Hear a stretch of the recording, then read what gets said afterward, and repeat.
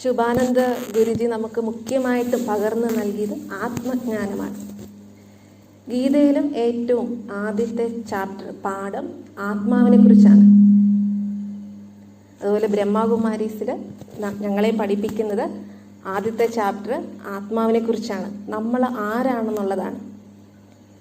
അപ്പം നമ്മൾ ആരാണെന്നുള്ള ഈ ചോദ്യത്തിന് ഉത്തരം കണ്ടെത്താൻ വേണ്ടി തൻ്റെ രാജ്യവും കൊട്ടാരവും തൻ്റെ പ്രിയപ്പെട്ട പ്രജകളെയും തൻ്റെ കൊട്ടാരത്തിലുള്ള പത്നി, അതേമാതിരി അച്ഛൻ, അമ്മ, ധനം, സമ്പത്ത് സർവ്വതും ഉപേക്ഷിച്ചു പോയ അനേക മഹാരാജാക്കന്മാരെ കുറിച്ച് നമ്മൾ കേട്ടിട്ടുണ്ട്. അല്ലെ, സിദ്ധാർത്ഥ മഹാരാജാവ്, മഹാവീരൻ, മീരാഭായി.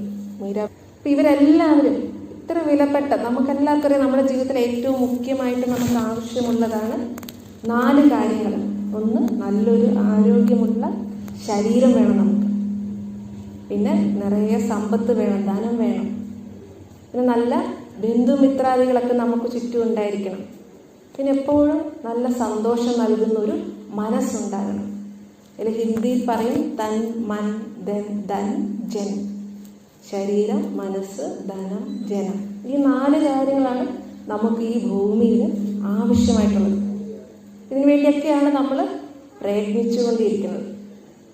പക്ഷെ ഇതെല്ലാം തന്നെ ഈ രാജാക്കന്മാർക്ക് എല്ലാം ലഭിച്ചിട്ടുണ്ടായിരുന്നു ജീവിതത്തിൽ. നമ്മളെല്ലാം ഇത് നേടാൻ വേണ്ടി ഓടിക്കൊണ്ടിരിക്കുക അല്ലേ?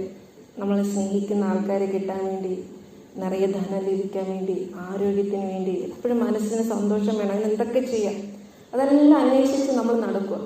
പക്ഷെ ഇതെല്ലാം അളവറ്റ അളവിൽ ലഭിച്ചിട്ടും ഈ രാജാക്കന്മാരെല്ലാം ഇത് ഉപേക്ഷിച്ചിട്ട് പോയി. അപ്പോൾ അതിനർത്ഥം എന്താണ്? ഈ ഞാൻ ആരാണെന്ന് അറിഞ്ഞു കഴിഞ്ഞാൽ അത് ഈ ലോകത്തിലെ ഏറ്റവും വലിയ സമ്പത്താണ്. അതാണ് ഈ ലോകത്തിലെ ഏറ്റവും വലിയ പ്രാപ്തി.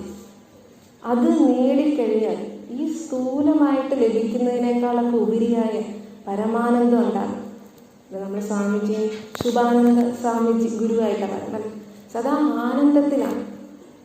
അപ്പം ഈ ആനന്ദം എന്നത് ഇന്ദ്രിയങ്ങളിലൂടെ, വസ്തുവൈഭവങ്ങളിലൂടെ, വ്യക്തികളിലൂടെ ലഭിക്കുന്ന ആനന്ദമല്ല. അത് ഭൗതികമായി ലഭിക്കുന്ന അല്പകാല ആനന്ദം.